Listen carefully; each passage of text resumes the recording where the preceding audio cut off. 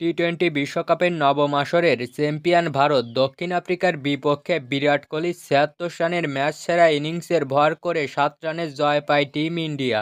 এই জয়ের মধ্য দিয়ে দীর্ঘ ১৩ বছর পর আইসিসির কোনো টুর্নামেন্ট জিতল ভারত। গত ১৩ বছরে টি-টোয়েন্টি বিশ্বকাপ, ওয়ানডে বিশ্বকাপ, আইসিসি চ্যাম্পিয়নশিপ ও টেস্ট চ্যাম্পিয়নশিপ মিলে ৫ বার খেলে হেরে যায় ভারত। গতকাল দক্ষিণ আফ্রিকাকে হারিয়ে দীর্ঘদিনের শিরোপা জয়ের খরা কাটায় টিম ইন্ডিয়া।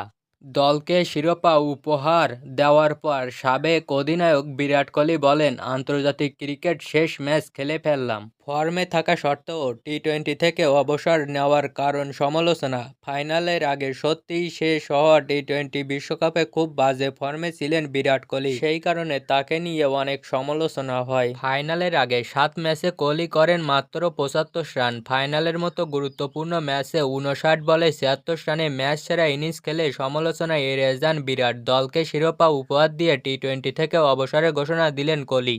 খেলার শেষে ৩৫ বছরের বয়সী এই তারকা ওপেনার বলেন, এই ছিল আমার শেষ টি-টোয়েন্টি বিশ্বকাপ এবং এই শিরোপা অর্জন করতে চেয়েছিলাম। আমি দলের জন্যই এমন একটি গুরুত্বপূর্ণ ম্যাচে অবদান রাখতে চেয়েছিলাম। টি-টোয়েন্টি বিশ্বকাপের রেকর্ড ১২৯২ রান করে এই ব্যাটসম্যান বলেন, এবারই আমি টি-টোয়েন্টি থেকে অবসর নিতে চেয়েছিলাম দলকে শিরোপা উপহার দিয়ে অবসরে যাব। আমি বিশ্বাস করি কিছু তরুণ তারকা দলকে এগিয়ে নিয়ে যাবে এবং বিশ্ব মঞ্চে ভারতের পতাকা উঁচু করে রাখবে।